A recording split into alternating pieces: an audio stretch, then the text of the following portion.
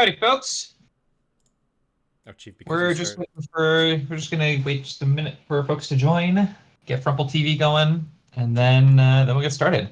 Yeah, because you started the event, Chief, you missed out on the music. So I think it stopped as soon Well, as you. Yeah. it stopped for a minute right before, but I'm like, huh. I would probably stop when I join the stage. Maybe. Yeah. Damn it, Simon. Uh, okay, just double checking Frumple TV. Yep, I think I'm live now. Meeting channel. Do we need to Meeting link channel's go. it? Meeting channel's open. Okay. Cool. All right. Well, smaller crew, but hopefully we'll be able to get through this fairly quickly because we've got a fairly small agenda. So, happy March, everyone. Welcome to the March 2023 staff meeting. Um, as I said, very small crowd here. But we'll still see what we can get done here. Fairly quick agenda. We only have one small item to discuss on the private portion. Stop gaming and driving. Stop GSMing and driving. That works too. Um, Anyway, so there was only one item that was discussed in the private portion. Essentially, this did actually need to involve the whole staff, just given what was going on. Normally, this would be just an admin thing, but this is not. So, as you may have noticed, first of all, thank you to Frumple and Simon for helping out with this year's die map render of getting that done locally. Some of you may have noticed that there's a few chunks that did not render correctly on the Dyn map. We've fixed some of them. We're going to have to go back in and fix some more. So we were discussing a little bit of getting some of that planned. But we're also looking into, just as a precautionary measure, some additional analysis of some of those chunks and some nearby ones. Nothing at this point to be concerned with. Just had to make sure that the staff was a little aware of what was going on and dealing with some staff things as a result of that. But just so you know that there may be some additional analysis and health checks being done in the background on some particular chunks and things of that nature. Crumple or any other staff, was there anything else related to that we wanted to discuss at this point? I don't. For members, there's nothing you guys need to do about it, just a piece of awareness. So, but I think just stay tuned in case there is anything. Yeah, I'd say there might be some announcements coming later that might be relevant to this, but just stay tuned. I think things should be wrapped up in about a month is what we're looking at. But so yeah, for the next month or so, we'll be conducting that analysis. Yep. Yeah, and again, that's primarily because a lot of us are really busy. So again, we really appreciate your patience, and please stay tuned for more information. But that is all that we are at liberty to share at this time, because that's where we're at. All right. With that out of the way, public portion. So let's get random.org up here, because we do have a conductor candidate. So for the folks voting today, we've got Frumple, Chief, Simon. Can you take my name out of it, Chief? I am going to be abstaining as I'm currently on my phone and cannot properly see the application. Okay. Done. So then we've got Hut, Skelly, and the three absentee ballots you said were 70, Missa, and Polo. That's correct. Sorry, I'm the minutes taker too, so I'm typing furiously. Just typing a bunch of stuff. No problem. All right. Cool. Excellent. So the list is randomized, and so we are voting on. So we've got one conductor candidate today, and that is Really Tuck. So this is, with 7 votes, then you only need 4 to pass, but it's a pretty small number of people voting. So hopefully we'll be able to get this over with fairly quickly. So we'll see. All right. List is randomized. First up to vote will be Hut.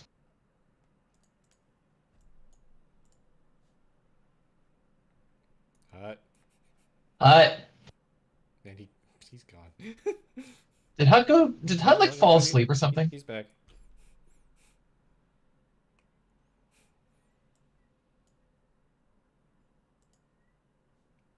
Pet, can you hear us? How do, Oh, your mic.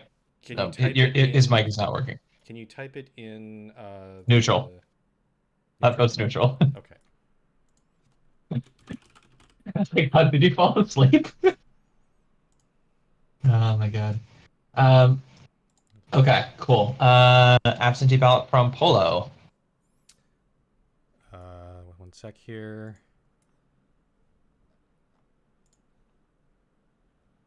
Impolo is voting for. Next up is Skelly. 4. Next up is Chief. Chief is a yes.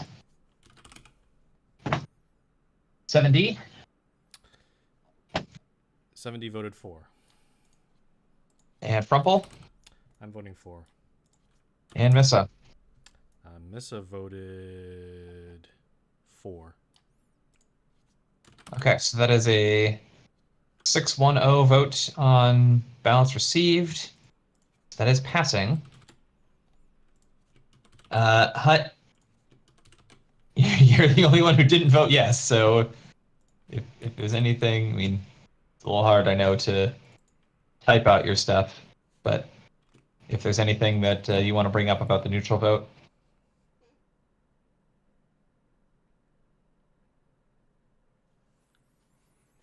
I guess while Hut's typing, if anyone else... I would like to change my vote to 4. Don't get peer pressure. Don't peer pressure. You can stay on neutral, and it's not going to impact the town, or not going to impact the outcome. If you have valid reasons, they should be noted. I mean, I guess I can go through the absentee ballot. There's some people wrote some things. So, Missa said, Missa said Tuck is reasonably active, and I've seen only positive interactions coming from them. Polo said, for what I've seen, Really Tuck is a very friendly player and communicates very well with others. I think Really Tuck would be a great conductor for the server. And 70 said, application shows interest in serving community with world expertise. Yeah, I'm in agreement. Tuck put some effort into his application. It does look well. I think he's been fine in my interactions with him, and while this isn't the deciding factor, he does cover a time zone that could use a couple more.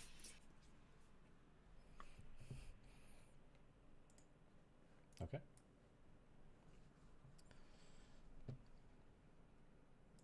Yeah, I have. I think very friendly, friendly face, friendly name to see. Activity numbers look good, and especially as we're getting ready for summer in a few months. Seems like Taka said that they'll be active, a little bit more active in the summer. So, good to see that in a little bit of a ramp up.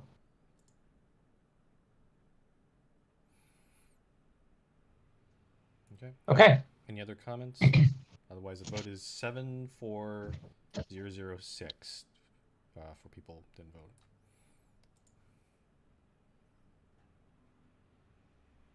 Okay. And not hearing any, then we'll consider that closed. So, cool. Congratulations, Tuck. Welcome aboard.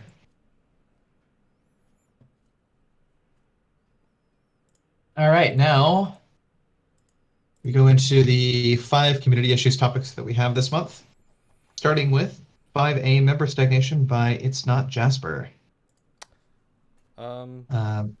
If you are, Jasper, if you are here, we can.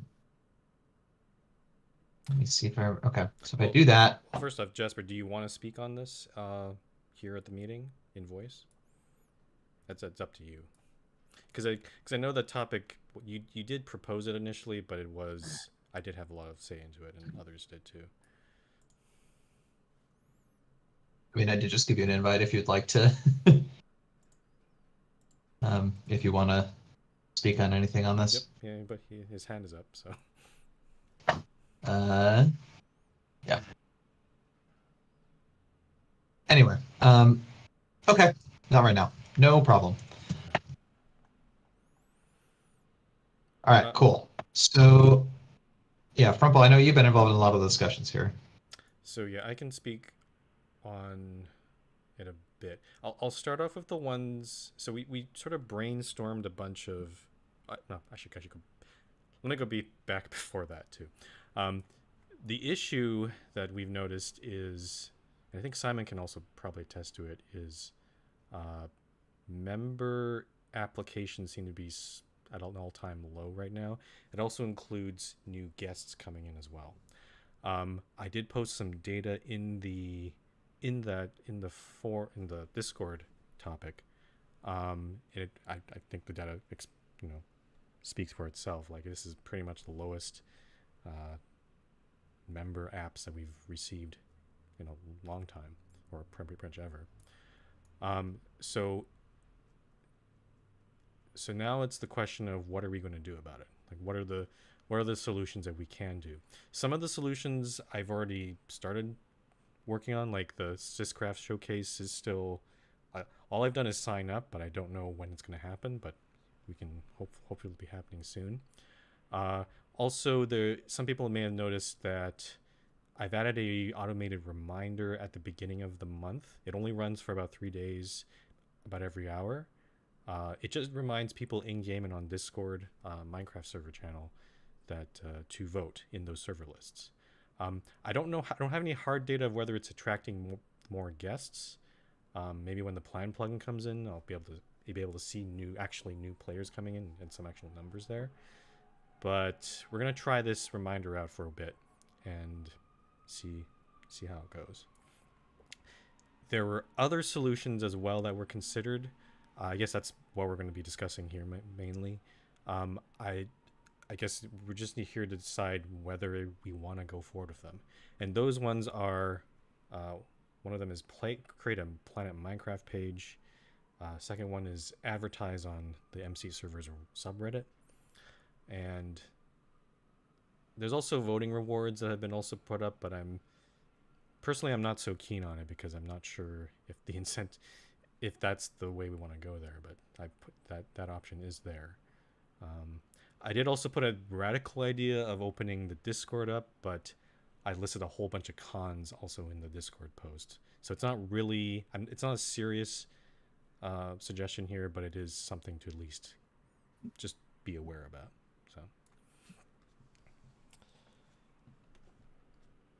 So I guess the question to you all is, what do you guys want to do? What solutions, outside the ones that we've already tried, what solutions would you guys think we should be trying? I have no issues with advertising on this MC server subreddit. So just responding to a couple of the comments in Meeting Live. So protocol, yes, we have filed the stuff with Syscraft, but the showcase itself, we don't know exactly when our week is, assuming, I don't know what their review process or anything that they need to do about it. Yeah, there hasn't been any communication from them. Maybe I should go ask, but yeah, I have no idea when it's going to happen. For not just for our server, but for other servers too that are in the showcase. So yeah, they're probably still reviewing and planning or whatever. So, but yeah, but at this stage, there's nothing else that we need to do about that. It'll probably, hopefully, happen at some point. We just right now it's a bit of a waiting game. Mm-hmm. Yeah, no, since we approved it last month or whatever, then now it's just the waiting game for it to go through. I mean, my immediate thought is there's a couple things at play. I think getting the word out through the subreddit, I think that's good. Getting a Planet Minecraft page, I think that's fine. From Shimada's post in chat that, okay, we might have to deal with more immature guests, but kind of have to anyway. I think that, at this point we've got staff who are a lot more mature than we were 10 years ago. So I think that we are equipped to just kind of brush off that kind of nonsense. Um, and so the thing with the incentives for voting idea, I don't really know if that's going to be that much of an incentive because we really have much that we can provide as by way of perks. Because, okay, you can give in-game money for it, but that's only really good for role-playing and buying franchises, which once you have over a couple $100s, which most people get kind of organically by the time that you get up to trustee and counselor and mayor ranks, then cost is not really a barrier to you to participate in the kind of economy of getting franchises in your town. Yeah. So I think, as a generic concept, I can see how it can work for some servers, but I don't think that that really works for us, unfortunately. Yeah. The other thing is the voting on the server list only works at the beginning of the month. If you try to vote in the middle of the month or at the end, it's pretty much effectively a wasted vote because all the other servers are kind of ranked up higher, so to the point where they'd never see our server anyway.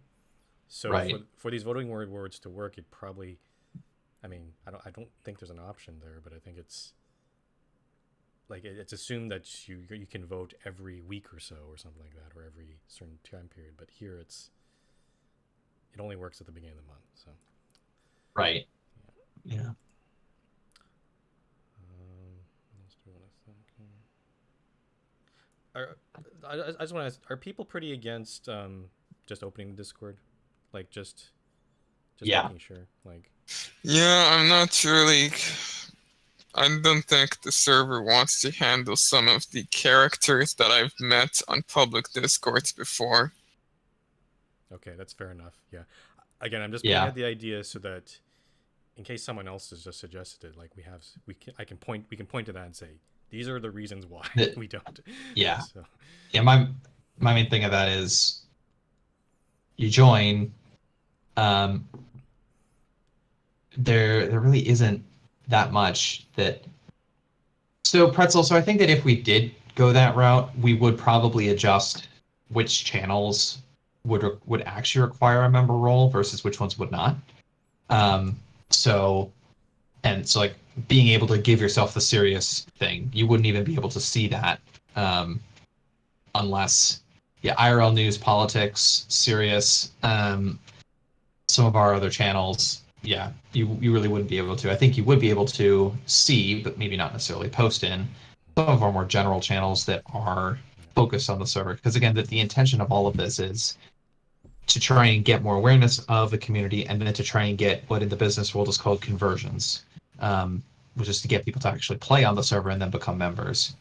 The thing is that I don't know how much the Discord would lend itself to the Minecraft server because of the fact that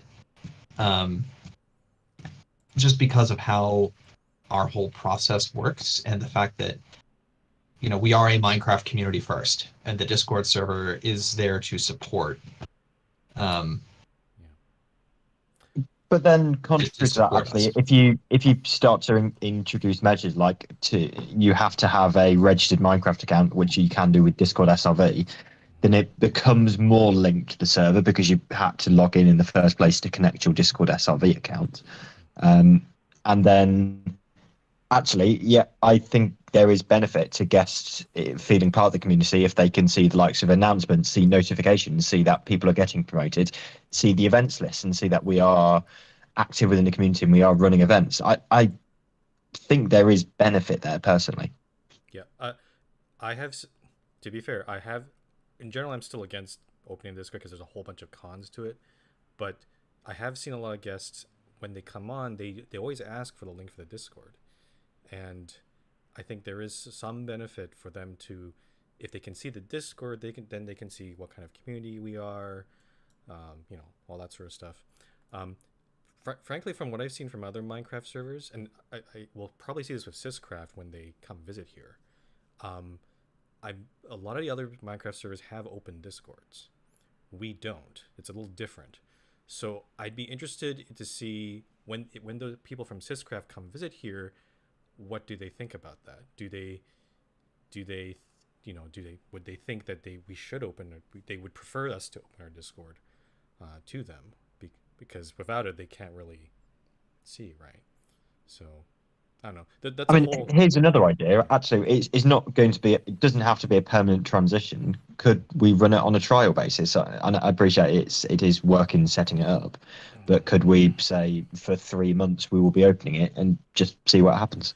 The problem with that is, as Chief sort of alluded to, if we open it up, it's going to rearrange our roles and permissions drastically. Like it's not just a lot of work; it's a lot of stuff to deal with. So if we've got a ton of channels that we basically have to go through the entire channel list and say, is this actually a public channel, or is this a channel that we genuinely need to restrict viewing or posting permissions to isn't on all the channel permissions currently set against members? If there is effectively a guest rank, which becomes just effectively becomes Discord SRV verified, then you just specifically enable the channels they do need access to. No, it's by the permissions work on. You have to configure the channel and then tell it which roles it can see it. So, yeah, but all of those channels are currently set to member, right? Or higher in the likes of conductor staff. So by creating something that's lower than member, then by default that rank doesn't see anything. So we only need to change the permissions on the channels that we want them to see, which is going to be minimal.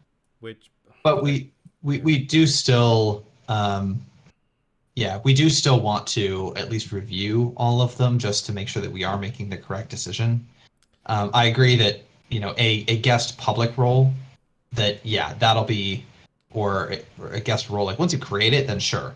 It's just that it'll be a bit of work, and then making sure that some of our other channels and role attachment capabilities, that those are configured correctly. Yeah. I mean, I think the thing is that it'll be, probably an hour or two's worth of work to do, but then it's, if we decide that we don't like it, then there's two problems that we have to do. One is that we'll have to undo all of that, so I have to spend all that time again to undo it. Oh, just deleting the role will just deleting the role and removing the member will undo it. No, it's not that simple, Simon. No, it's no. I can foresee this being a lot more complicated, and not just on top of that, you have to communicate that to members and guests, like what channels they can see. Like it has to be all the roles and members. I think it needs to be tracked. Like someone has to write it down and track them. Like we're kind of designing how our Discord server is working. So, and then the other piece that falls into that then is, what do you do with the guests who have joined? So, I mean, ultimately, there's you almost make I think a different hash information channel, but and effectively an information channel, and we make clear that we are currently trialing this, and if it doesn't work out, then we've told them from the start. So will people? Yeah, No. I've noticed also people don't read the MOTD so in the in-game, so I don't think it's worth expecting people to be able to read. Rules. People don't read. A rule of thumb from my experiences on Discord, doing big Discord servers, that people won't really read big paragraphs. Yeah, I mean, there are certainly moderation tools that we can set up because we have community status. Yep. So we can, we can like configure a welcome screen. We can configure some of that like initial channel stuff. We can configure the member to Discord membership requirements. So Discord does have really good moderation tools. We just have to actually understand how to use them, because there's a lot of stuff that we haven't, because of the fact that we have a rigorous screening process in place already. So then I think on top of that, as people have mentioned, so staff would have to be willing to moderate the stuff that's happening in the Discord, because in order for people to really feel like they would want to join, we would need to have some number of channels where guests would be able to post. There'd be some where we would restrict it to members, but there'd be some where guests should rightfully be able to participate in the conversations. Yeah. And right now, there's only 5 staff here. I don't want to speak for the other staff. I myself have barely enough time to like be on the Minecraft server as it is. Yeah. I don't know if I would have enough time to also be able to moderate stuff in Discord in real time. The overhead will increase significantly. And we would need probably to double our like moderator headcount almost. Why probably, because like it's no, we already moderate for them speaking in Minecraft chat, and it's as simple as a guest you don't have any warnings. If you are abusing it, you get banned. Like I said, if something happens, well, that you have one chance. We're not tolerating it. You're kicked from the Discord, and probably your Minecraft account is banned as well. It's not been a big problem now because no one's been actually in game, so it's like, you know, the occasional ban here and there.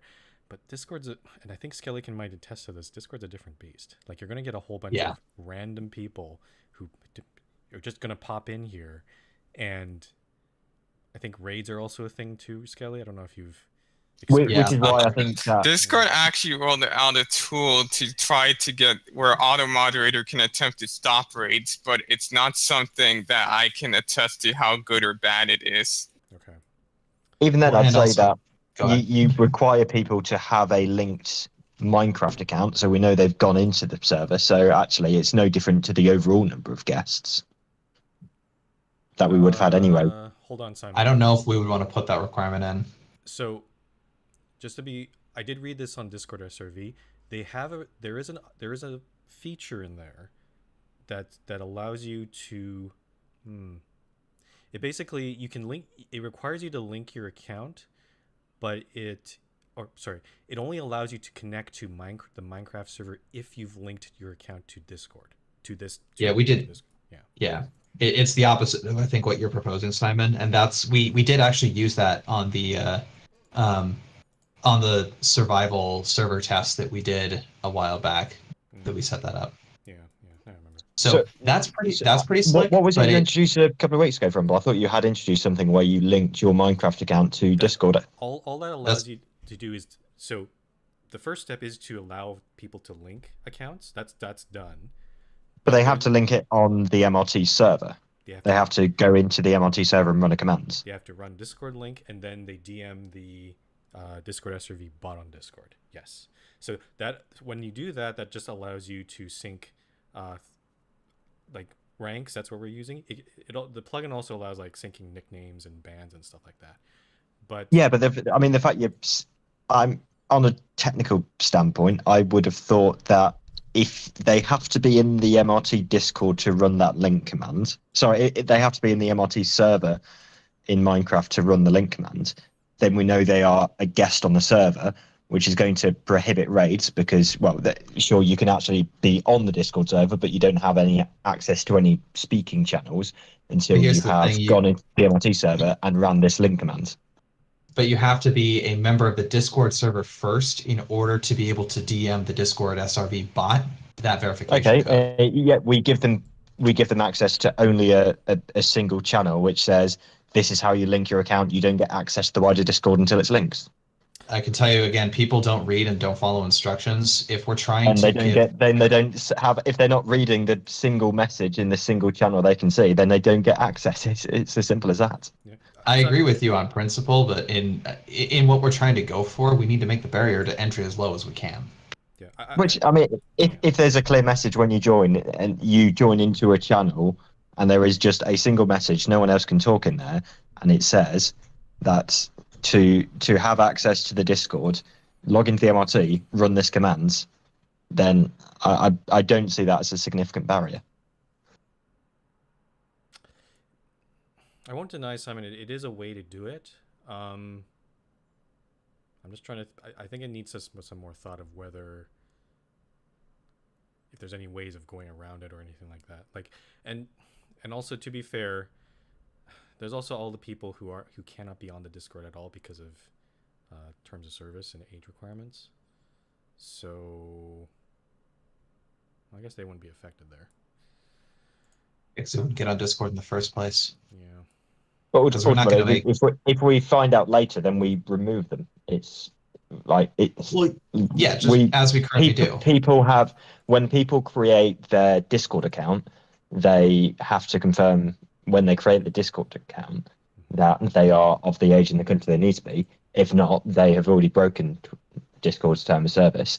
We only enforce it at the point where we find that out. Right, and that's what we already do. But yeah, so if someone is already in the Discord and we find out they're too young, well, we get rid of them. Okay. I guess what I'm saying is it's a big change, and it's not just technical. It's also there are quite a few people who I think I can understand what they're saying. They want to keep the Discord private, though. Maybe if you restrict them enough with require them to link their Minecraft account at least, then maybe it won't. And even then, 95% of the Discord is still private. I would literally suggest they can see announcements, they can see notifications, they have access to requests to staff in case they're having any account issues. Pretty much all of the read-only channels, and then literally probably one hash open channel where they can actually speak in. And to access any other speaking channel, that is behind the member threshold. So they can see that we are an active community. They can see the events we've got on. They can see people getting promoted. So they can start to feel part of it and see and can help celebrate with people. But then if they want to go further than just a single general open channel, then they have to get membership. Okay. So yeah, go ahead. Okay, I think technical issues notwithstanding. So the other point that I think starting to make was, with like respecting the time of our current staff in doing it. And Simon, I know that you say that like, okay, yes, we do have to moderate Minecraft server in real time, and there already is effort being done to moderate stuff in Discord as it happens. So my counter to that, though, is that Discord is inherently something that people are using just kind of on a more casual basis when they're not fully paying attention to Minecraft. Because if you're in Minecraft, then obviously we're paying. You have to, by the nature of it, actually give it your full attention and understand what's going on. Whereas, like, there are certain moderators here who will live stream to Discord while they're on a bus. Just because that's where that channel wouldn't be accessible for guests where the issue lies. I'm saying they would only have access to that one channel. So worst case scenario, if someone comes on and completely stands there. Simon, my point is not about will guests be able to see it. My point is what's the expectation of how moderators handle the stuff in the other channels while they're just out and about. Because if people are communicating through MRT Discord, because I know that there's that Bay Area contingent that, has met up a few times or or just, again, randomly live streaming on a bus or what have you. People, you can use Discord and like just only really be having a conversation with one person, but you're going to show up as available to everybody else. And I want to make sure that if we do this, that we understand that it's a lot harder to actually have the time to keep an eye on a Discord conversation, especially if you're only online, like with your phone for a fleeting moment here and there. But then, that's like saying we monitor Minecraft chat at all times, which we don't. Ultimately, if there is someone who is on there spamming and generally being a bad influence, then people put in requests to staff and they'll ping us pretty quickly. And ultimately, if someone isn't available to moderate, they're not available to moderate. Worst case scenario, if there is no moderator available to do anything, we have one singular channel which is affected, and all of every other channel that is behind a member barrier is totally unaffected. So yeah, it may affect the perception that other guests have, but actually I think people will understand if a single person is coming on and is abusing that channel, there's not much we can do. We will get rid of him when we have a chance. We're a small community. I'm going to admit, I think I'm lost. I'm a bit lost of what both of your points are, to be very honest. My point is I don't think we have enough mods to be able to handle if we wanted to create the experience that gave guests a good enough impression of our community and gave them enough of motivation to join, I think we could put in the effort to resolve the technical issues. My main concern at this point is, do we have enough staff to be able to help foster that experience, and especially on the moderation side? Right now, my feeling is no, because we're down to a total of 13 staff. I'll add on to that, Chief. I mean, what? Oh, sorry. Go ahead, Simon. What moderation is required? Like right-clicking on their username and kicking or banning. Hold on. We're saying that we're going to open up. Say these guests, they're going to not just be in one channel. They're going to be in several, right? Like my suggestion is they have pretty much all of the current read-only channels, so they can see announcements. Obviously, not posting it. Same for notifications. Same for information. Whatever. I'm saying there is one singular channel where guests can talk. Every other talking channel is locked behind member. Like, we have one open discussion channel which guests can see. Okay. So effectively, comparing it to current effectively just allow them to speak in general. Hash general would be open. Hash general would be open. Maybe we allow them access to requests to staff in case they need any help. But other than those two, everything else is locked to members only. Can they see? But they should be able to see some of the channels. Like I would let them see media announcements, event announcements, probably meeting agenda. Some of the other ones. Yeah, but I only think they should be able to talk in one singular channel, which reduces the moderation set by significantly. And we just accept that if there is a rogue guest on, then we may lose access to that. We may lose visibility of that one channel because it's now been spammed, but every other member channel is fine. Okay. I was going to add something to Chief's point. Like, there's also a willingness to make these technical changes. I'm going to say right now, I don't know if I want to be spending time doing it at the moment. I'd imagine most of the work would probably be me doing it because there's a lot of channels to look through.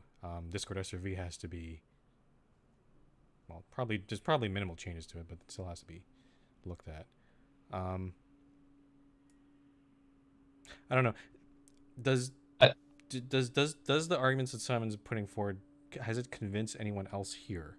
I'm not just talking staff here, but I'm also talking members, because I have a feeling that if you were to suggest opening the Discord in general, I think the initial reaction will be no, right? So because it is a humongous change, it is something that has not been done before on the server. It is, and unfortunately, Simon, I don't think it's something that can be undone very easily. I don't know why it would be difficult to undo, because you just kick out anyone that doesn't have the member rank. We are upfront with people and say this is a trial, and the roles and the permissions, it's a humongous mess, Simon. Have you seen in the channels? Like all of the current permissions can stay the same. We just introduce a new role of guest, and I don't think we. And honestly, guest has to be added to those channels. Honestly, as I'm thinking about it, actually undoing it is not a big deal, because it's just a policy change. Because all we would do is invalidate whatever link we had. I don't think that we would create a vanity link until both we were boosted back up to level 3 and we were comfortable with it. So I think we would continue. I'm more concerned about the permissions and roles. Right. So, well, so here's what I was getting at, though, is so basically to undo it, I see that there's 2 steps that you need to do. One is you need to remove people who are not members, and then you would just invalidate whatever public links we had. At that point, it just reverts back to our existing policy of you only get a link if you are a Minecraft member, and fairly shortly after joining, then you'll be assigned the member role. Because all the roles do is they just change the permissions and visibility of the existing channels. So it just means that for those 5 minutes while you're waiting for your role to get applied, you would just see a little bit more than you do now. Or we could actually, it might be even easier than that. So I don't think we need, as Simon's suggesting, I don't think we need a separate guest role. No, we just use the public role. No, we can use the linked role in Discord, because when I added that linked feature, I don't know if you noticed, as soon as you link your accounts, you get the linked role on Discord. So as soon as you do that, then you can get access to more channels and stuff like that. Yeah. I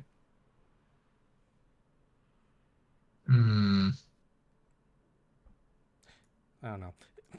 Just thinking about, again, sorry if I'm seeming a little bit reluctant about Discord, but having to deal with Discord permissions and stuff, it can get really messy very easily. I am in agreement with Pretzel here and Meeting Live. Is this worth a community issues post? And let's put it to a vote. Do people, like, what would be the community's opinion of opening it up? And okay, we could do that, but I have the feeling that the initial reaction again is going to be no. If you want to convince people, it's going to be, I guess, a bit of an uphill battle. So if you feel strongly about it, you can try to convince people there. But I do. Yeah. I don't think there's a significant amount of the community who, not knowing how easy it is or what the issues are, they're just going to react and just say no, because I mean, that's how my thought is as real. I mean, the technical issues and the workload that it'll take to get it set up, that is real, and I don't want to dismiss that. I also would say that most people don't understand it. I think it's really only us admins who do, because we've had to deal with this before. I think if we're going to put it out to the community, that we would need to, I think, just clarify that, look, here's the intent, is guests would be able to participate in general. They would be able to see this list of channels, and then all other permissions from members would remain the same. I think that's the question of, do we want to... I would say let's create a new... I'd say let's create a new general, because I don't want guests being able to see the chat history currently, as people have posted in there with the pretense that only MRT members can see that. Okay, but yeah, I'd agree that there's a single general channel that's open, and then we specify read-only channels. Everything else is members only. Adding a new channel might complicate things, because then you have the guest general and the new general, and you probably want to name them in a distinct way. But that's a whole. What do you name it? Hash open. That's a whole other. But I'm agreeing with what Chief is saying. I think if you want to put this to a vote, you also have to propose. So someone has to propose basically a design of how this is going, like a design of this system of how it's going to work. Like so guests, what channels what can they do, and what can they see, and all that sort of stuff. And yeah, basically it has to list all of that stuff, so it's very clear to members here and everyone else that what we're doing here.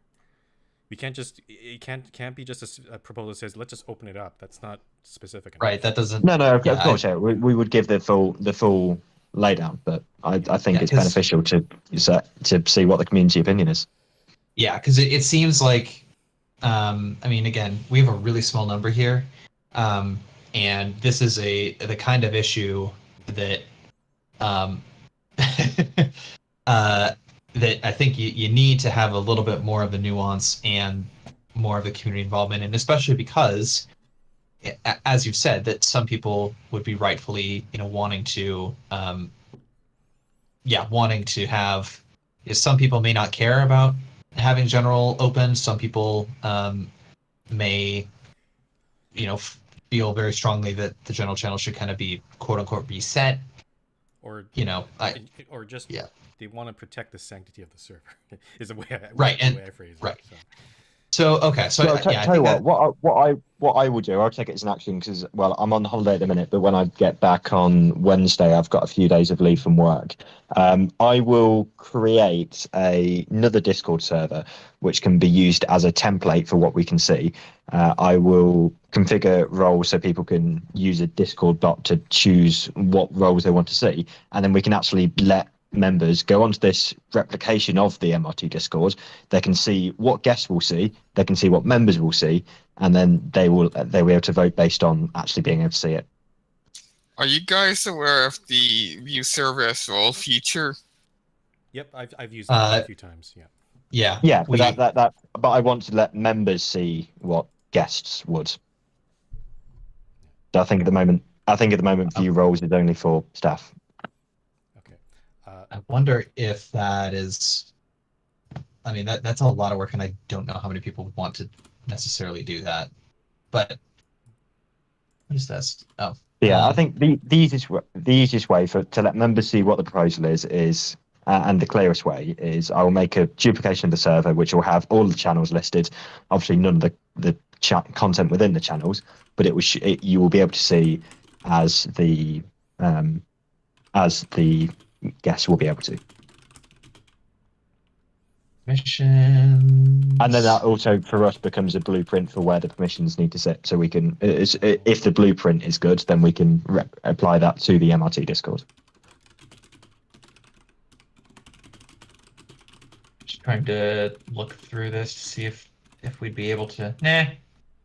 Okay. Sorry, I've been a bit negligent about the minutes. So to summarize, okay, Simon's going to create a separate Discord with a template on how opening Discord to the guests would look like. All the channels and permissions, specifically the channels and permissions that they would have to see, and some of them would be read only and some of them would not. Correct, right? Yeah, correct. And I'd apply that to the blueprint. So, Frumple, I think probably you or I, one of us can probably get that survey out today, because.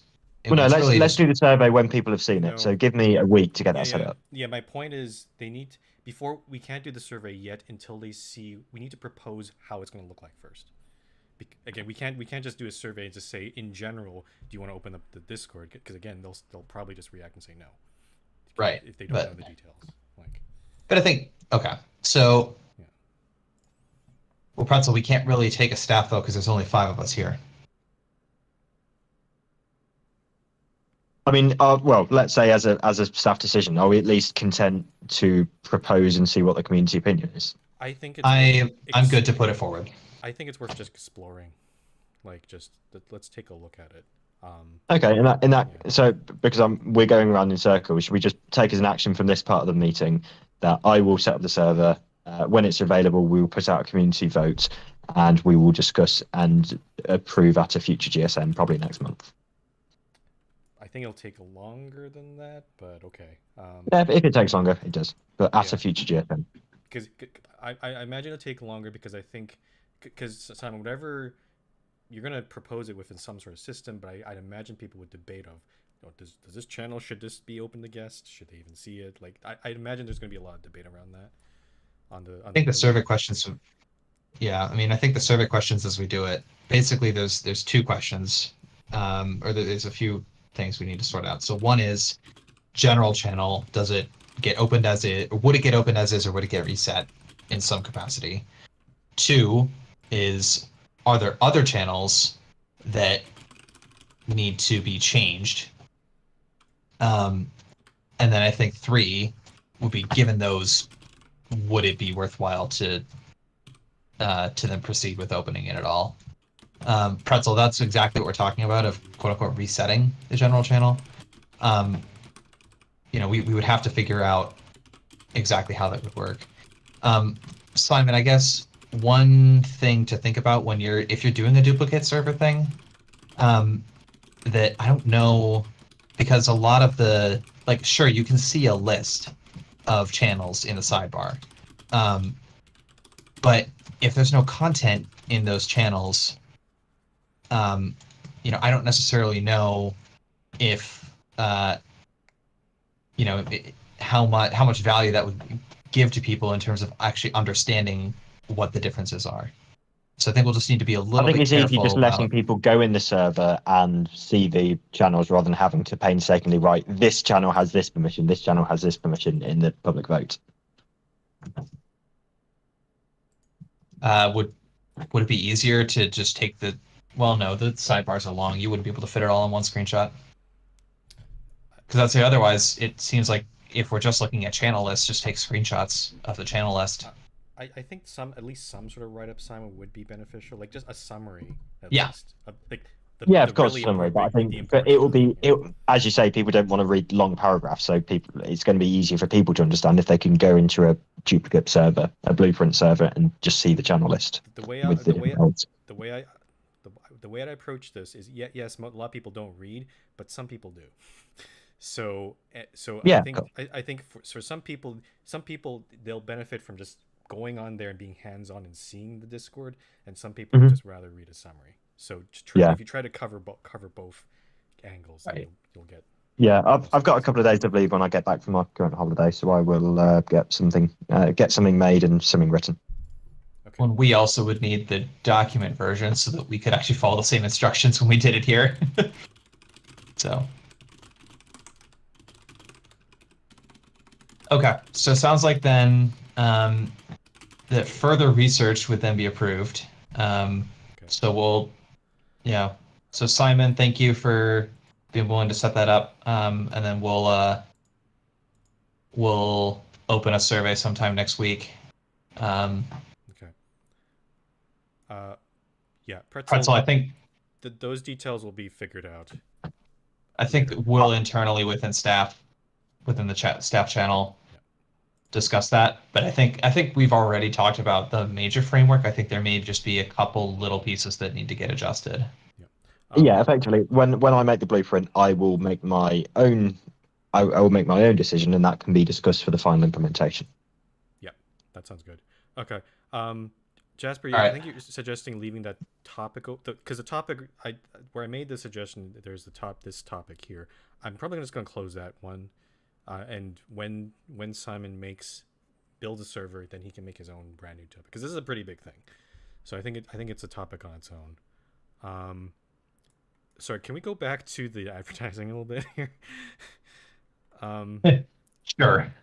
So advertising is also kind of a big thing here, because we've never done it before.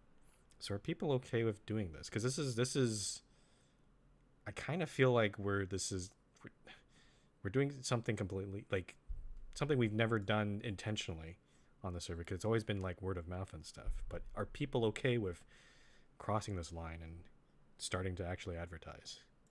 Sell out? Yep. No, I'm fine. Yeah. I'm fine with it. I'm honestly surprised that we made it almost 11 years without needing to do it as much as we might. Okay. But yeah, I think that's fine. Okay. Again, we don't know. It's going to be interesting. We don't know how effective they'll be. Like, maybe it does nothing. Worst case scenario, just brings a whole bunch of trolls on, but we can deal with that. We are also very different than most of the servers out there, and that's part of what has allowed us to remain open for almost 11 years. Yeah. Yeah. Actually, go ahead. I had one side question. One thing I've noticed is a lot of guests, they come on here, they always seem to ask, is this survival or is this creative or something like that? Do you guys when you're on the Minecraft client, there's like that message at the very in the server list. It's right now it says like a community for city building, transportation enthusiasts. But a lot of other servers, they usually state like what game mode it is instead, or what version the server is. Do you think that'll be more useful there? Like, should I just say just say creative free build, white gray listed, something like that? Because I wonder if that might make it easier, or maybe at least a little bit more obvious of what people are getting into here. Again, keeping in mind some people don't read anyway. But I mean, if people are actually sorting their list based on what survival and creative, it would at least stand out in the server list in a client. Maybe. Yeah, I wouldn't be opposed to that. It does mean getting rid of that message, though, which I don't know if people have any attachment to. We also haven't changed it in years. That's true. Okay, I might think about changing that as along with advertising, because I think, yeah, I think that's fine. It does get kind of annoying when people are asking, like, is this survival, and they quit because they don't, because we didn't say what kind of server this is. So. Apologies all, I'm going to have to jump out now. Enjoy the rest of the meeting. All right, thanks, Simon. Have we noticed any change in how often people are asking where the airport is now that the giant airport sign is up? I don't know, to be honest. Maybe less people are asking, which might be a good thing, but I don't know. I mean, we also don't have as many guests, so it's kind of hard to gauge that. Yeah, I was just curious, just because we got the giant. Because like, here you go, giant airport. Where did it put me today? Anyway, okay, cool. So,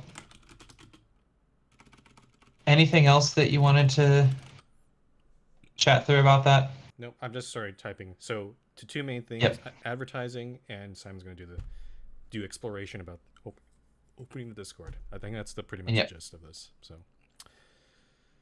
Okay. Cool. All right. That's all set then. Next topic, 5B, which is moderator stuff. Skelly, this is yours.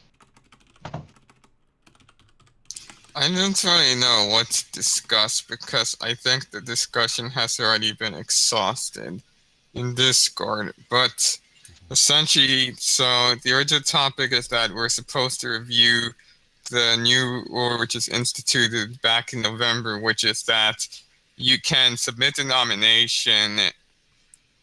You can submit if two people contribute to one nomination and that nomination gets accepted, it's enough for a candidate to be considered on the agenda. We're familiar with that, right? Yep. So I guess the first and more immediate topic is this. Do we want to keep that rule? I think it's fine. I don't see much harm to keeping it, although it hasn't really produced much. Skelly, I'm looking through the absentee ballots. I don't know if there's confusion amongst some of the staff, but some of them seem to be indicating of just moving the nomination threshold to 1 overall. I know that was one of the suggestions you made in the topic. Like, for simplicity's sake, do you want to move to that at all, or? I suppose I should have probably made it more clear that we should be deciding whether to keep that rule or not. So that was an error on my part. But yeah, in the topic, I also listed a bunch of different ideas for potential ideas to throw out and some pros and cons to changing the moderator process. So yeah, one of the ideas was to lower the threshold to 1 altogether, so that a candidate only needs one nomination is enough for someone to be considered at all. So the only issue, but I noted that the problem with this is that it would go against the idea that a moderator candidate needs to have some sort of indication that multiple people in the community support them. I think what my biggest concern about it is, I'm going to call it 7D because he knows this. Back when we had the initial process of this, he shotgunned a whole bunch of nominations, single nominations for this case. And if 7D or someone else were to do that again, and if we had this rule where we just accept a nomination, we accept a candidacy based on just one nomination, that would mean a lot of candidates. So I don't know if that's what we want here, but yeah, I did note that a problem with some under one idea that these could open up the possibility of spider webbing again, which is what you were talking about when someone just tries to throw out a bunch of nominations until something sticks. Yeah. Yeah, and I'll also just point out the reason that we have the 2 nomination rule in place. We've actually had it for a very long time. This goes back to, I think, right around Gamma World days. Right when the New World opened, and probably a little bit earlier than that, when we were still in the Old World. But the idea of having a 2 nomination threshold is, Skelly, as you said, that we want to make sure that that someone who would become a moderator actually does have more of a community support, more community support than they would have just one friend, because otherwise you get into a situation where it doesn't take a whole, where basically you could get 2 people nominating each other, and then then they're both on the docket. We've had that. I know that, like, before.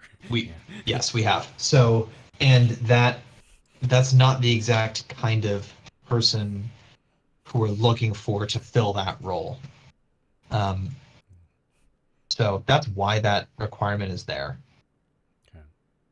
Let me just read what Mrs. said here. I'm for leaving the nomination. Again, I'm not. The part is I'm not clear whether. Do they mean lowering the threshold to 1, or are they referring to your rule, Skelly, or just really like flatly making it 1 nomination? I'm not entirely sure if they're understanding this, but what Mrs. said is, I'm for leaving the nomination threshold at 1, as there hasn't seemed to be a undue spike in nominations during this trial period. I do think that for now, the rest of the process should remain the same. And I especially think that with the conductor rank, lowering the threshold for staff is not necessary, as a bulk for the need of staff previously handled WE.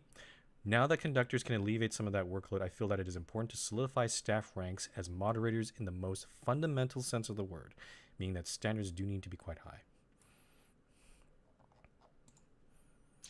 I'm not a mind reader, but I'm guessing that, yes, Missa is for. I'm guessing that Missa meant that they wanted to keep my rule, the 2-person 1 nomination rule, but that otherwise the standards shouldn't be relaxed or anything like that to get more moderators.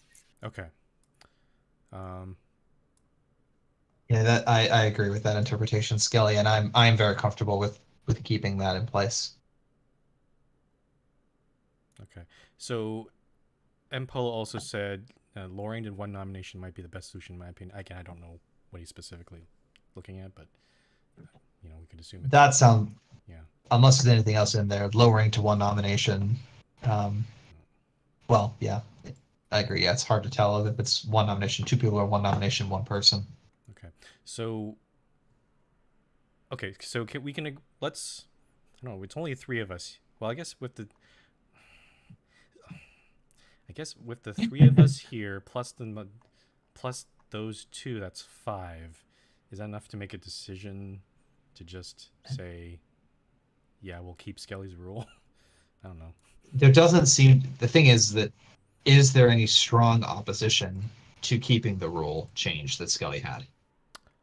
Not that I've heard of, and not in the forum topic or the Discord topic.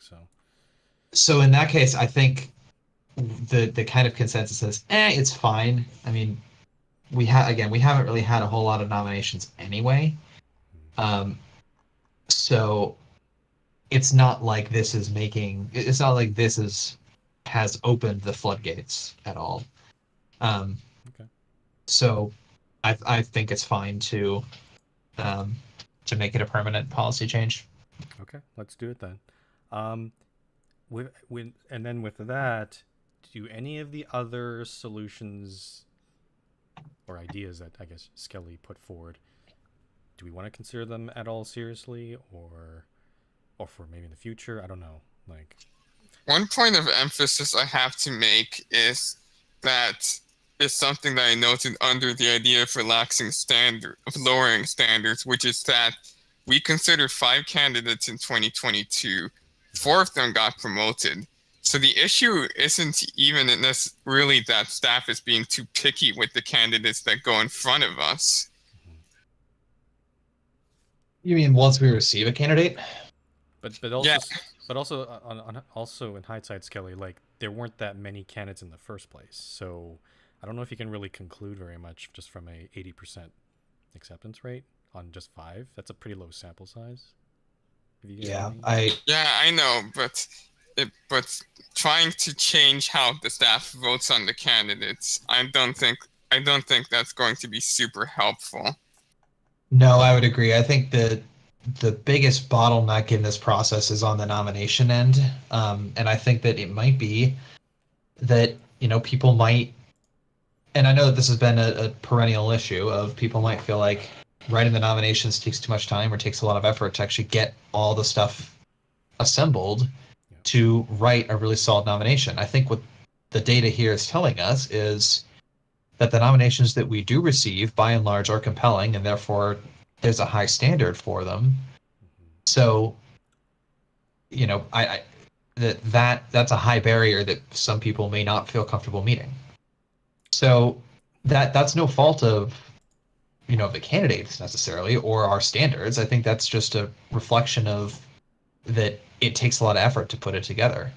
Yep, and I would again say I made this point in the post, like the point of the nomination is to convince others, convince staff, not just staff, but the rest of the community, because again, and the big issue we saw in years previous is not moderators would be nominated, but like not everyone sees everyone in the same time zone or even the same time of day or even week or whatever. Like there's like for a lot of people, what we notice for staff, like if they don't know the candidate, they'll just vote neutral, and that's fair because they don't know that person well enough. And right. That applies to other, like the community too.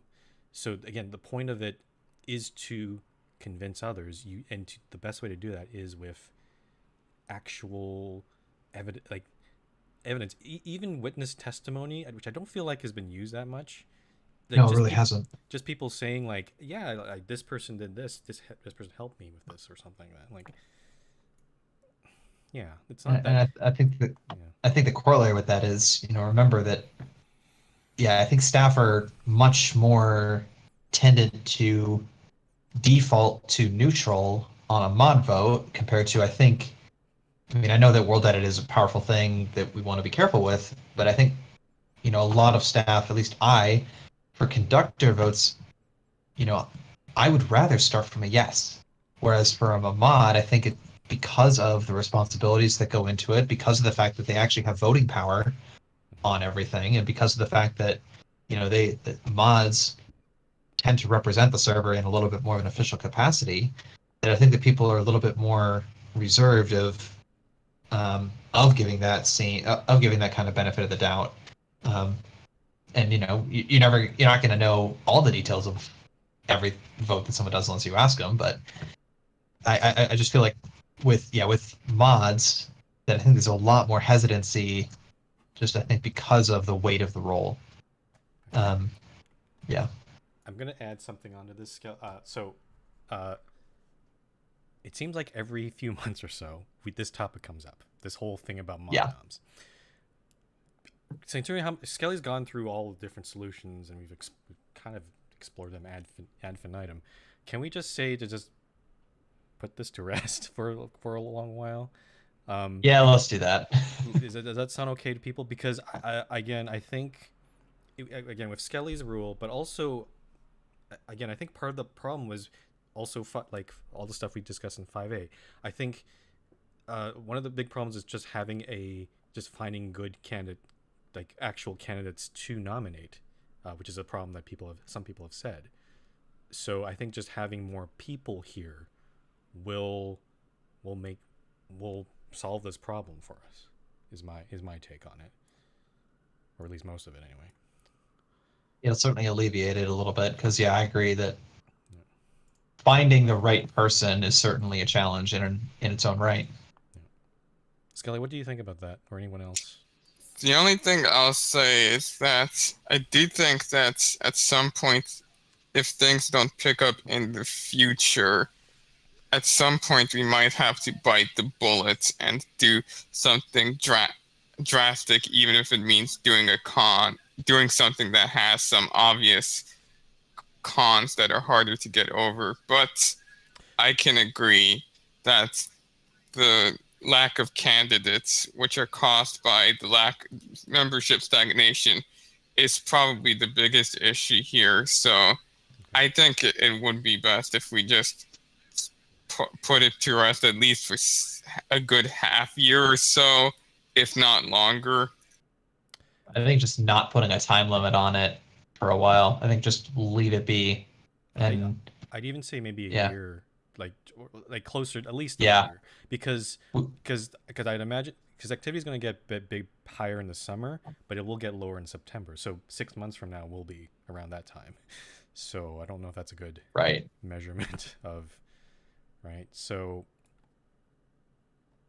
well, I'm not saying to immediately go back to this in September, just putting a ballpark. Okay. I get where you're coming from on that, Scully. I think again, we've hashed this out so many times, and I'm starting to get a little tired of it. I can see where Frumple's coming on that. Mm-hmm. And they're basically the only real thing that would have an immediate impact is if we went with the direct appointment route, which is what we did for the first couple months of the server back in 2012. But I know that a lot more people want to kind of be involved in that because rightfully so, because it is an important position. So I really don't want to go that route unless we are in a dire situation. And even then, I think that's a conversation that the admins need to have. I would rather just kind of put a moratorium on it. And if there's a really pressing need and someone thinks that that they have a new solution, then yeah, maybe we can talk about lifting it. But I would rather just put a moratorium in place and not set time limits on it. I think that what you said about pressing need, Chief, I think the really clear pressing need would be if somehow we lost a bunch of mods or staff.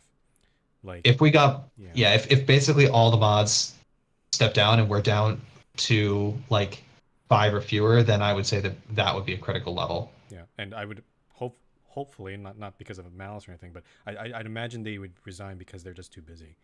Right. They're just not here, which honestly it could happen.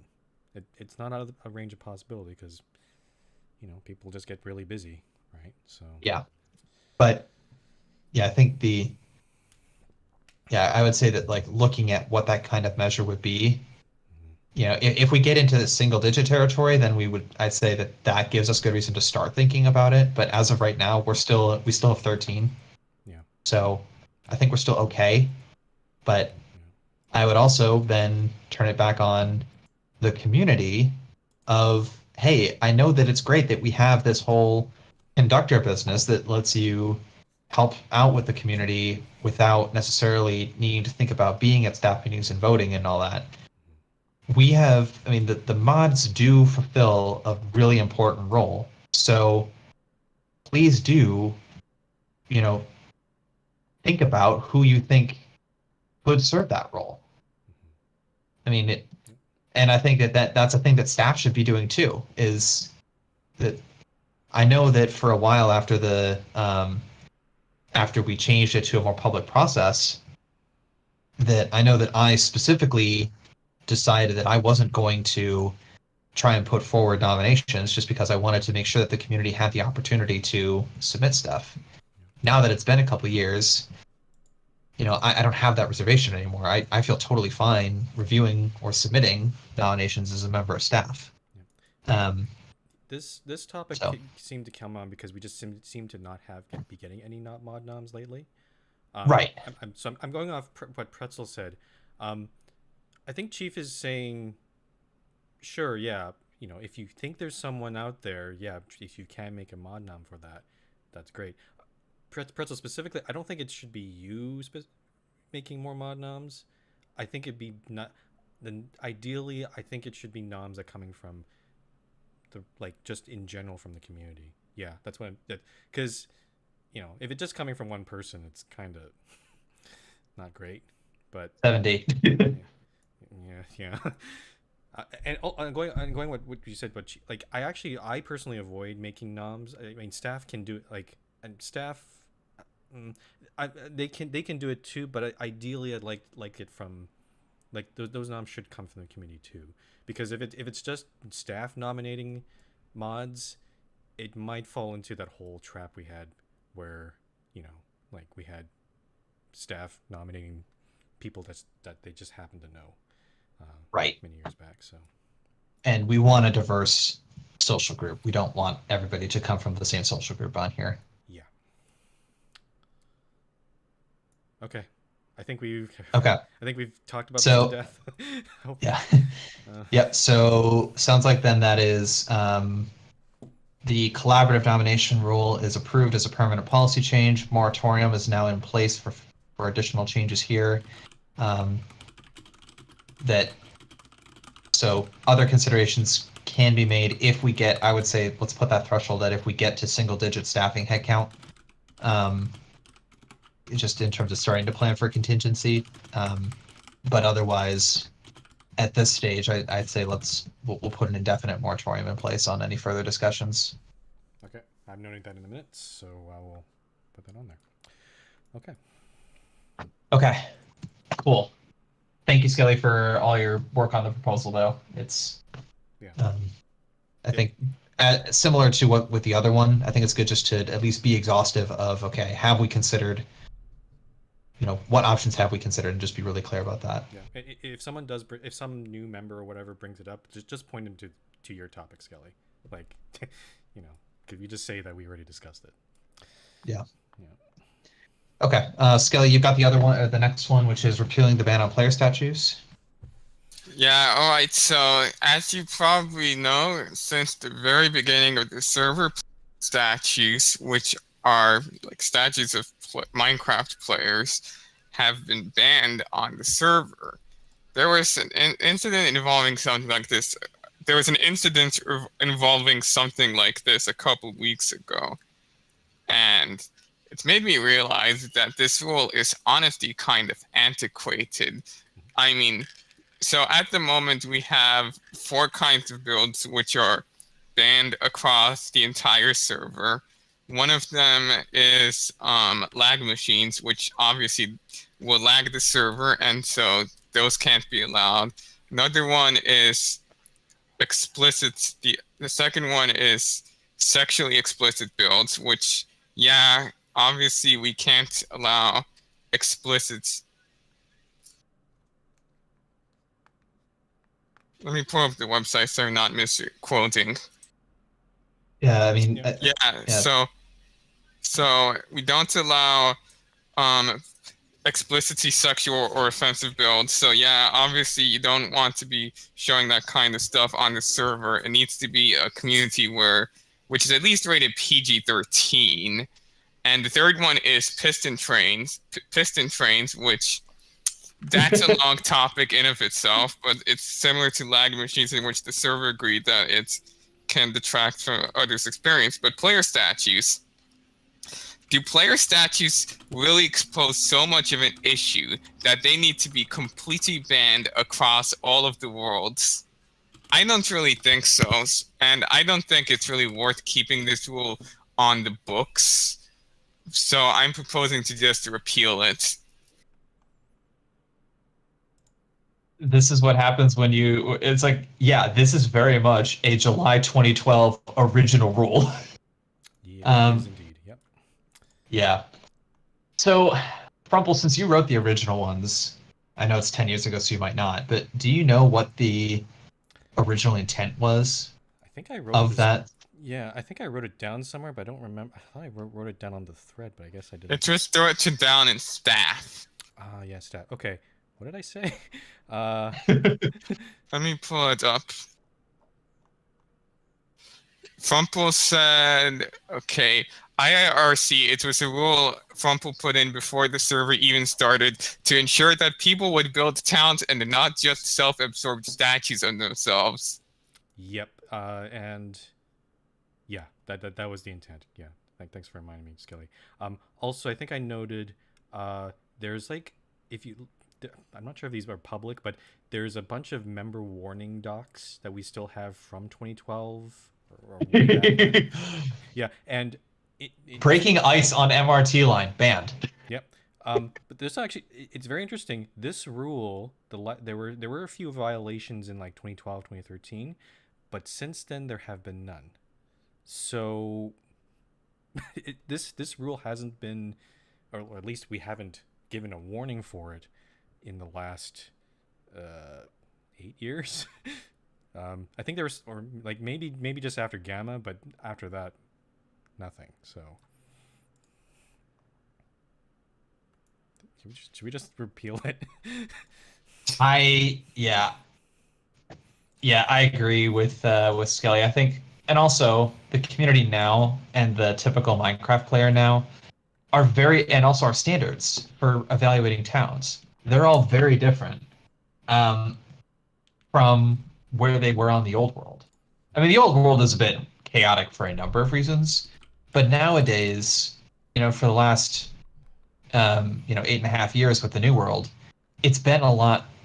I feel like a lot more well done and well curated, and it's the kind of thing where, I can understand that. Okay, if someone wants to build a statue as a part of a town, that nowadays we've got a lot more talented builders who might be able to actually pull it off in a reasonable way. So, Yep. I'm fine getting rid of it.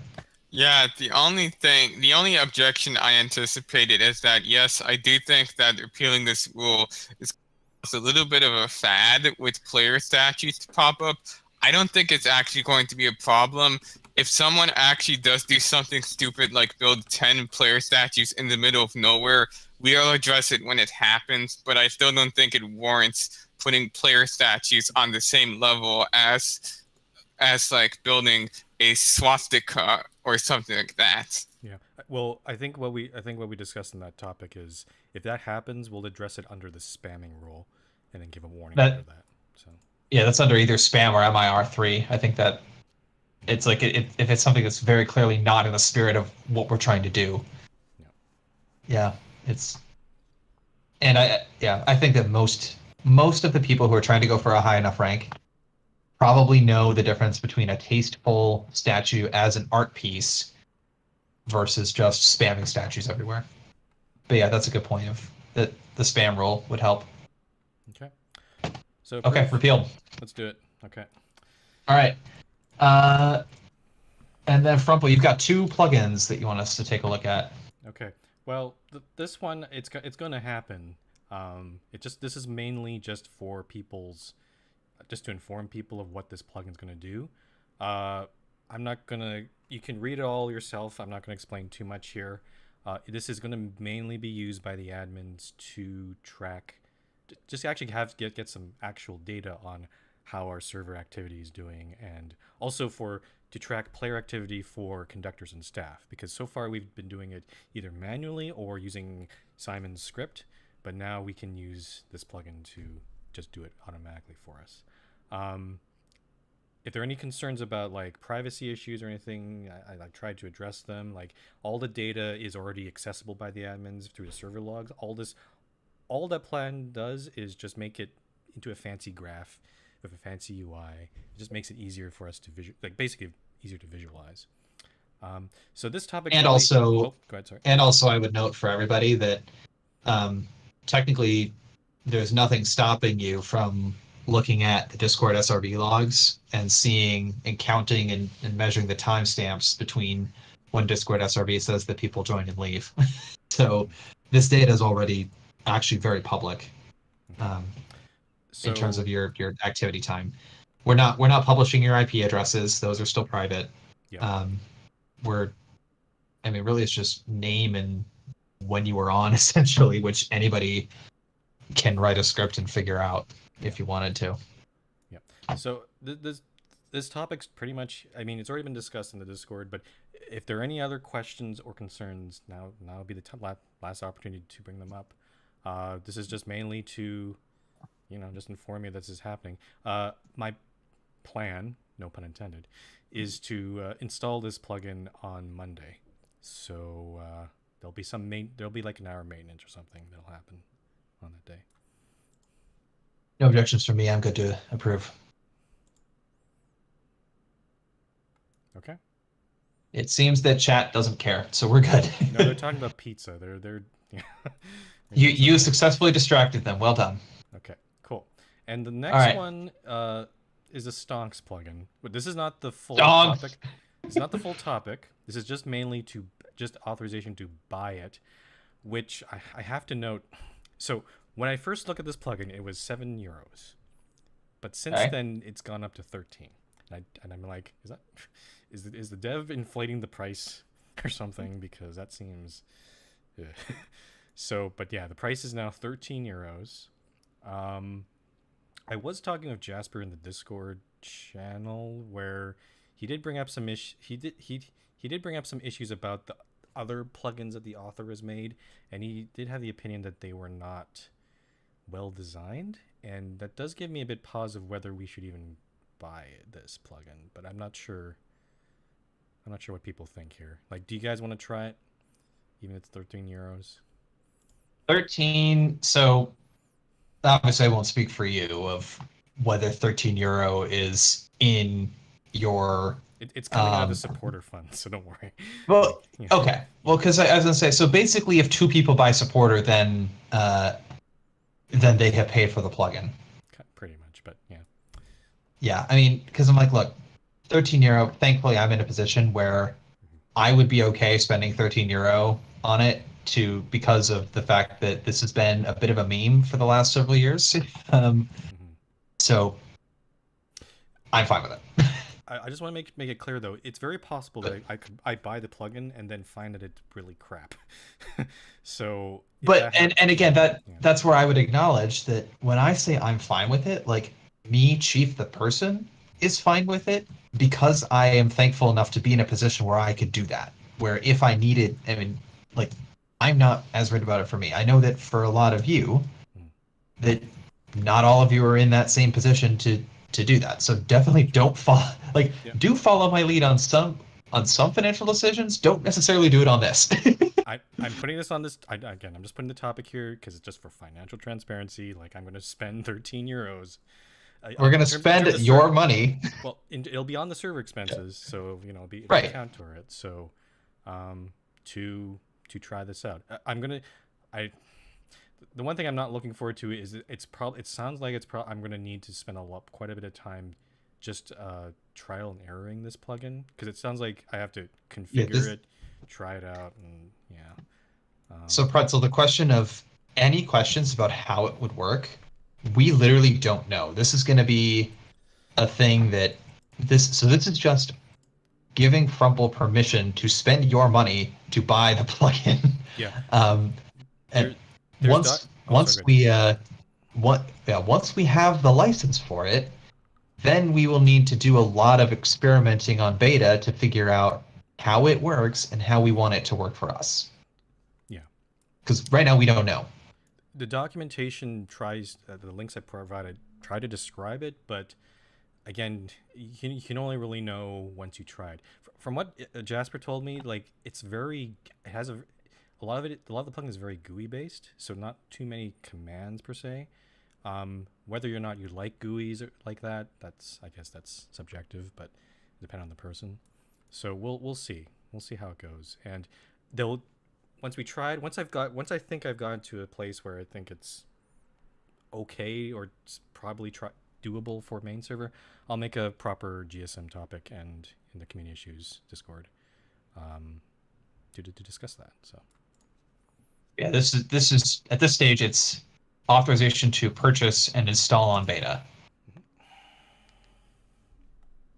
Okay. I would say, given that it seems like there is good community interest, €13 compared with 7, yeah, that's one of those, like, okay, hindsight, could have bought it for cheaper.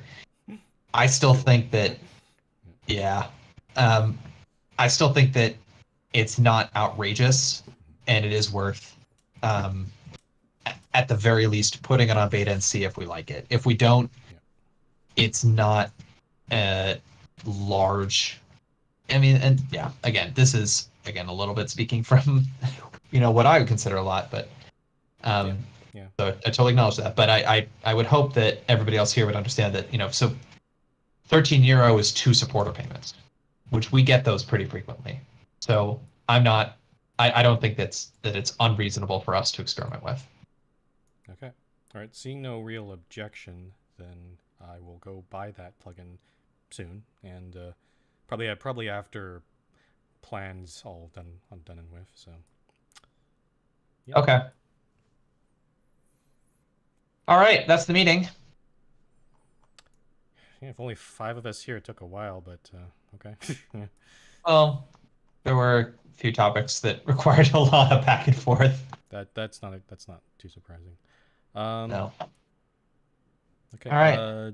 Q&A. I don't know if anyone wants to. Do people have questions? Wrap it up. Or I guess we could just hang out.